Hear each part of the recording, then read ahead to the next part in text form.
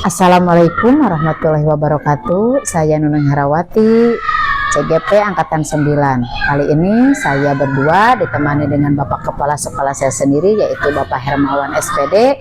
Beliau adalah Kepala Sekolah SDN Cigentur.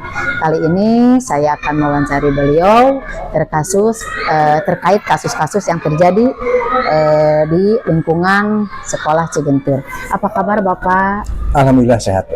Maaf ya Pak ya, saya telah mengganggu waktunya sehingga Bapak menyempatkan waktu untuk saya wawancarai. Saya minta maaf Pak, tapi Bapak ini lagi nyantai? Alhamdulillah. Oh iya, mungkin gini ya Pak ya, yang saya akan pertanyakan terkait kasus kedisiplinan siswa. Kenapa siswa banyak yang kurang disiplin? Karena dari latar belakang keluarganya yang orang tuanya sama-sama bekerja, sehingga mereka itu tinggal ada yang sama neneknya atau sama saudara-saudara yang lain, sehingga otomatis mereka tidak diperhatikan gitu ya Pak ya.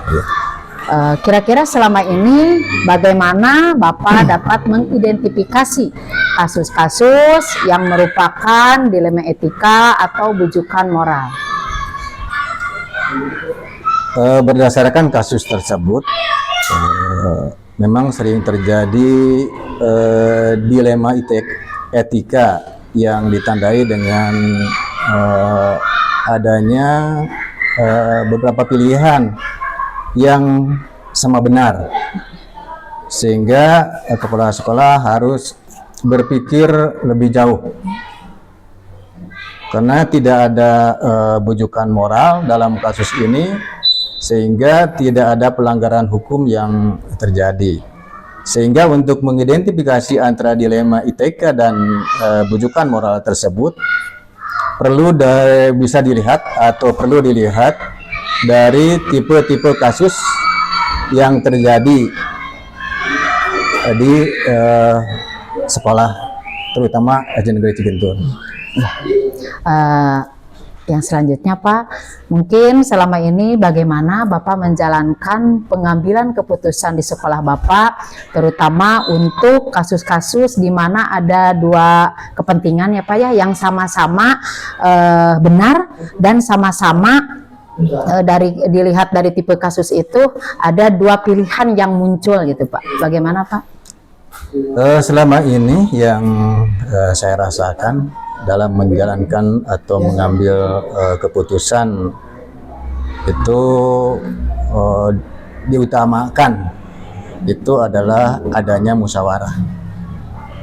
Jadi adakan dulu musyawarah dengan para guru agar kita atau saya bisa mendapatkan sebuah pertimbangan dalam memutuskan suatu kasus yang sering terjadi di SD Negeri Cigentur ini.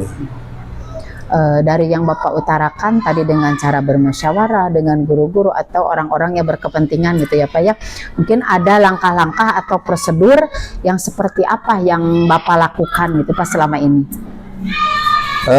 Mengenai langkah-langkah atau prosedur yang biasa dilakukan adalah melakukan musyawarah dengan para guru, selanjutnya dirapatkan dengan Dewan Guru, sehingga keputusan yang diambil itu tidak sifatnya apa ya, monopoli atau memaksakan terkesan memaksakan kepala sekolah untuk mengambil keputusan itu. Oh iya, jadi yang Bapak lakukan itu dengan cara bermusyawarah dengan guru-guru, memutuskan mungkin secara bersama ya Pak ya. Dari hal-hal yang Bapak utarakan barusan, mungkin ada yang Bapak anggap efektif ya Pak ya dalam pengambilan keputusan itu pada kasus-kasus dilema etika. Mungkin ada dari kira-kira apa yang dianggap efektif nih untuk pengambilan keputusan gitu. Kalau dikatakan efektif atau tidak efektifnya, saya mungkin tidak bisa menentukan ya. Hanya yang sering dilakukan oleh saya selaku kepala sekolah dan itu memang dianggap efektif untuk pribadi saya, gitu ya, entah untuk yang lain. Ya. Dalam hal ini, dalam mengambil suatu keputusan tersebut, yang sering dilakukan adalah sering-sering berkomunikasi dengan orang-orang yang terlibat atau orang-orang yang ada di sekolah SD Negeri Cigentur ini. Ya. Selanjutnya apa saja Pak yang merupakan tantangan dalam Bapak tadi dalam cara pengambilan keputusan dari kasus-kasus yang terjadi gitu di sekolah ini? Tantangan yang pernah atau sering terjadi dalam pengambilan keputusan ini adalah timbulnya dari para orang tua, sehingga saya selaku kepala sekolah merasa kesulitan untuk menentukan atau mengambil sebuah keputusan. Kalau saya mengambil keputusan A, ada semacam permasalahan yang akan muncul lebih dari itu. Kemudian kalau saya mengambil keputusan yang B juga sama, ya, sehingga hal tersebut menjadi sebuah permasalahan. Dari yang Bapak utarakan dengan cara pengambil keputusan itu dengan jalan bermusyawarah, membicarakan ataupun mengadakan rapat, adakah ada jadwal khusus atau Bapak membuat jadwal gitu ya untuk mengadakan musyawarah itu, atau otomatis udahlah ayo secara spontan gitu kan hari itu juga gitu, atau ada jadwal khusus yang Bapak berikan atau Bapak bikin gitu, ada nggak jadwal khusus? Kalau dikatakan jadwal, ya itu tidak ada jadwal khusus. Hanya kita dilihat dari kasus tersebut saja. Apakah kasus tersebut bisa diselesaikan secara langsung hanya dengan melakukan koordinasi, atau ada tahapan-tahapan tertentu karena kasus tersebut umpamanya dianggap lebih sulit, sehingga perlu mengadakan atau membuat sebuah skenario, ya, untuk tahapan-tahapan dalam penyelesaian itu, tidak hanya sekedar koordinasi. Tadi Bapak sudah melakukan kata Bapak tidak ada jadwal khusus. Ya. Pasti ada seseorang ya Pak ya yang mempermudah Bapak jalannya untuk memutuskan suatu keputusan. Ada nggak Pak, ada seseorang yang mempermudah sehingga jalannya rapat atau musyawarah itu berjalan semestinya atau dengan lancar gitu? Ada nggak Pak? Kalau seseorang itu tidak, ya. Tapi banyak sekali, ya, yang bisa membantu bahkan mempermudah sehingga permasalahan tersebut bisa diselesaikan dengan lancar, ya. Nah, orang-orang yang berada di sekitar kita atau di sekolah, ya, itu semuanya bisa membantu dan mempermudah, terutama para guru-guru, ya, yang sangat dekat dengan siswa dan orang tua, sehingga apabila ada sesuatu permasalahan itu lebih mudah berkomunikasi. Jadi tidak kepala sekolah langsung kepada guru, kepada siswa atau kepada orang tua, tetapi guru lah, ya, yang melakukan penyelesaian tersebut. Jadi intinya semua berkepentingan, semua bermain peran untuk menyelesaikan pengambilan keputusan itu ya. Jadi Bapak tidak terpusat, Bapak yang memberi keputusan harus A, harus B, tidak. Jadi keputusan itu diambil dari keputusan bersama gitu ya Pak ya. Betul, betul, bagus sekali ya Pak. Terus Pak, ini yang terakhir ya Pak ya. Pembelajaran apa yang bisa Bapak petik dari pengalaman pengambilan keputusan dilema etika ini yang selama ini sudah banyak terjadi mungkin ya Pak ya. Jadi kebiasaan mungkin seorang kepala sekolah harus biasa memutuskan sebuah keputusan dari beberapa kasus terutama dilema etika ini. Kira-kira pembelajaran yang Bapak bisa petik itu apa Pak? Pembelajaran yang bisa dipetik dari kasus-kasus yang terjadi terutama di sekolah itu membuat kita selaku kepala sekolah, bahkan guru-guru juga sama mungkin, itu membuat kita lebih dewasa ya, sehingga kita tidak merasa kalau cengeng-cengeng ya gitu ya. Jadi kalau ada sesuatu hal itu kita bisa mandiri, kita bisa memecahkan ya. Cara memecahkan tersebut apabila tidak bisa oleh sendiri, ya semua yang terlibat yang berada di sekolah itu bisa diajak berdiskusi bersama ya, sehingga permasalahan sesulit apapun itu bisa diselesaikan. Jadi pembelajaran yang bisa diambil adalah kemandirian dan kedewasaan yang bisa kita petik. Aduh, alhamdulillah ya Pak ya, jawaban-jawaban yang Bapak berikan itu sangat membantu buat saya Pak. Mudah-mudahan jadi pengalaman. Mungkin saya ada kesempatan menjadi seorang pemimpin seperti Bapak ya Pak ya. Saya bisa memutuskan dengan bijak apa yang dibilang tadi Bapak, cara penyelesaiannya gini. Mudah-mudahan dapat bermanfaat buat saya Pak ya. Sekali lagi saya mohon maaf ya Pak ya. Hatur nuhun, terima kasih Pak atas waktunya. Sama-sama. Terima kasih. Sekian wawancara saya dengan Bapak Kepala Sekolah saya sendiri. Wassalamualaikum warahmatullahi wabarakatuh. Assalamualaikum warahmatullahi wabarakatuh. Saya CGP Angkatan 9. Nama saya Nunung Herawati dari SDN Cigentur. Kali ini saya berada di ruangan Bapak Kepala Sekolah, yaitu Bapak Jajang Kusnandar SPD. Beliau adalah Kepala Sekolah SDN Negeri Cidepom. Kali ini saya akan melakukan sesi wawancara modul 3.1. Apa kabar Bapak? Alhamdulillah baik. Mohon maaf ya, saya telah mengganggu waktunya. Kali ini mungkin saya ada tugas gitu Pak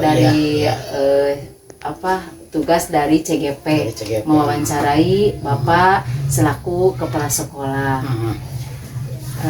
Mungkin kali ini saya akan mewawancarai tentang temanya dilema dan bujukan moral.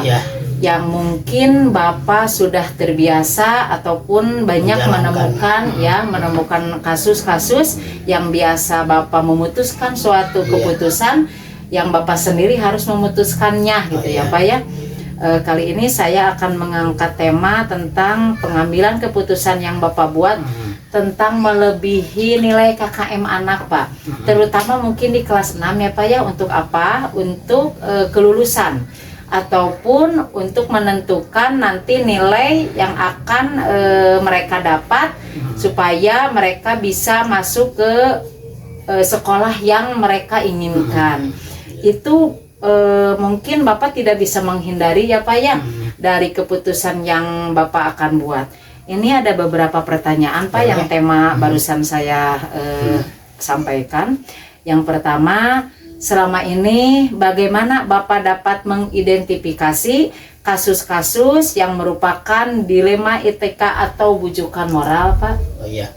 Terima kasih atas pertanyaan yang diberikan. Yang pertama bahwa saya bersyukur sekali karena pernah mengikuti program guru penggerak angkatan keempat, sehingga banyak ilmu yang baru yang dapat diamalkan ketika pas kebetulan saya memasuki jabatan kepala sekolah. Ternyata banyak hal menyangkut apa yang ditanyakan tadi, misalkan berkenaan dengan dilema etika atau bujukan moral, itu ternyata hampir tiap detik di sekolah itu ada yang harus diselesaikan.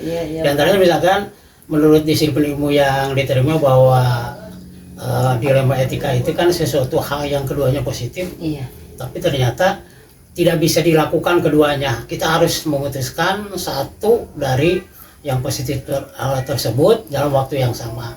Nah itu banyak hal yang dilakukan, namun pada kenyataannya yang pertama harus banyak wawasan yang kita miliki terus menjadi kepala sekolah. Mengapa demikian? Karena setiap keputusan yang diberikan itu akan menyangkut dan mengikat seluruh warga sekolah, bahkan termasuk siswa dan orang tuanya. Jadi yang pertama selain disiplin ilmu tadi dengan ada rumusnya itu 4-3-3, 4 paradigma, 3 prinsip ditambah 3 unsur, juga ditambah memang norma-norma yang lain yang harus kita pertimbangkan banyak hal, sehingga keputusan tersebut tidak menjadi rancu, tidak menjadi permasalahan di luar. Kalaupun demikian, nilai musyawarah yang terutama saya pernah di Cirebon itu harus tetap dikedepankan. Kita punya dalam itu teman sekerja, datanya bapak ibu guru termasuk orang tua dewan itu tetap dilibatkan ketika memutuskan suatu hal baik yang menyangkut apapun. Mungkin pertanyaan selanjutnya, langkah-langkah atau prosedur seperti apa yang biasa Bapak lakukan dengan kasus-kasus yang Bapak hadapi, terutama yang saya tadi berikan, misalkan contoh supaya anak KKM-nya di atas atau bahkan lebih dari KKM itu bagaimana Pak? Nah itu yang berkaitan dengan prestasi siswa, terutama kriteria ketuntasan minimal KKM itu memang itu harus sudah menjadi rencana program kegiatan unggulan di awal tahun. Itu merupakan kewajiban yang harus ditempuh oleh Bapak Ibu. Adapun misalkan ada sebagian siswa yang tidak memenuhi KKM, banyak hal yang dilakukan. Biasanya itu menyangkut adanya program remedial dan lain sebagainya. Jadi kita tidak usah dulu memutuskan ini tidak lulus, tidak naik itu karena banyak hal yang dipertimbangkan. Ketika siswa mentalnya mundur karena gara-gara gurunya tidak teliti lalu memvonis tidak mencapai, maka itu nilai kemadaratannya akan tinggi. Siswa akan menjadi frustasi dibandingkan ketika kita lebih baik tetap anak diupayakan memenuhi KKM dengan catatan. Misalkan ketika mau lulus tapi dengan catatan harus ini, sehingga keputusan tersebut akan dapat bermanfaat untuk tumbuh kembang kemajuan potensi siswa. Bagus sekali ya Pak ya jawabannya, sehingga saya mengerti gitu ya. Yang selanjutnya, hal-hal apa saja yang selama ini merupakan tantangan dalam pengambilan keputusan dari kasus-kasus yang mungkin Bapak temukan di sekolah Bapak? Jadi ketika kita membuat sebuah keputusan itu yang tantangan utama adalah sikap menerima tentang sebuah keputusan. Itu akan susah sekali karena memerlukan kesadaran yang sangat tinggi, terutama di dalam menerima. Setiap keputusan itu tidak akan menggembirakan semua pihak. Pasti ada yang merasa tidak pas. Tapi itulah kepala sekolah yang selama ini saya sendiri dibina oleh guru penggerak, kebetulan memang harus memutuskan apapun yang terjadi. Cuma yang ketika memutuskan tersebut, selain menempuh langkah-langkah, juga melakukan musyawarah bersama, tapi seorang kepala sekolah tetap harus menjadi leader, harus menjadi penentu.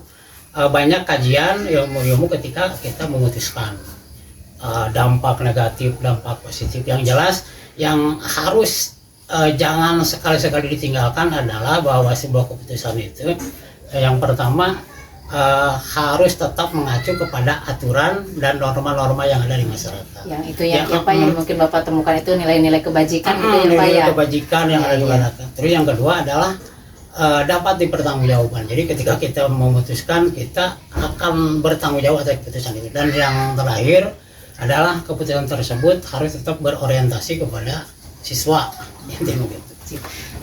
Selama Bapak memutuskan atau mengambil keputusan itu, adakah seseorang atau siapa yang bisa mempermudah membuat Bapak atau mengambil keputusan? Ada nggak Pak di sekolah gitu? Itu jadi tergantung, misalkan memang kalau yang menyangkut misalkan tentang siswa, maka demi tuntasnya kasus atau dilema etika yang berkaitan dengan siswa, maka kita tetap harus melibatkan orang tua, terus melibatkan guru kelasnya, itu melibatkan kalau perlu komite sekolah juga dilibatkan. Jadi apa yang kita putuskan menjadi tanggung jawab bersama dan pada intinya demi kebaikan kemajuan anak. Mungkin pertanyaan terakhir ya Pak ya, dari semua hal yang Bapak telah sampaikan, pembelajaran apa yang dapat Bapak petik dari pengalaman pengambilan keputusan yang mungkin Bapak temukan di sekolah Bapak? Jadi yang dapat kita ambil hikmah dari setiap keputusan bahwa mau tidak mau bahwa ketika saya sebagai kepala sekolah bahwa bukan kehendak kita sendiri yang kita perhitungkan, berarti kehendak rekan Bapak Ibu guru, terus kondisi siswa, kondisi lingkungan masyarakat, kondisi norma. Jadi setiap keputusan harus betul-betul teruji, bahkan ketika keputusan tersebut karena yang namanya manusia, kita tetap ada keapaannya, maka kita wajib mengevaluasi dan bisa merubahnya. Maka setiap keputusan yang dituliskan apabila ada kekeliruan akan dipertimbangkan kembali. Nah, itu merupakan ciri bahwa kita rendah diri bahwa bukan keputusan Tuhan, keputusan kita. Nah, itu Alhamdulillah ya Pak ya, sangat jelas paparan yang Bapak sampaikan. Mudah-mudahan itu menjadi pengalaman Pak buat saya dalam mengambil keputusan. Banyak ilmu-ilmu yang saya dapat dari sesi wawancara kali ini ya Pak ya. Sekali lagi saya terima kasih. Mohon maaf telah mengganggu waktunya ya Pak ya. Sekian sesi wawancara yang saya lakukan. Wassalamualaikum warahmatullahi wabarakatuh.